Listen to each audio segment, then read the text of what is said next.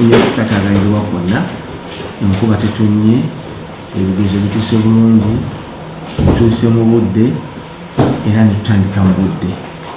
N'ababikuuma bazze mu budde, bazze manguko era tusuubira nti prosesi ejja kuba bulungi. Mukisa mulungi nti olwaleero obudde bubadde bulungi, enkuba yatulaze ng'eyagala okutonnya naye teyatonye, abantu ne bajja mu budde.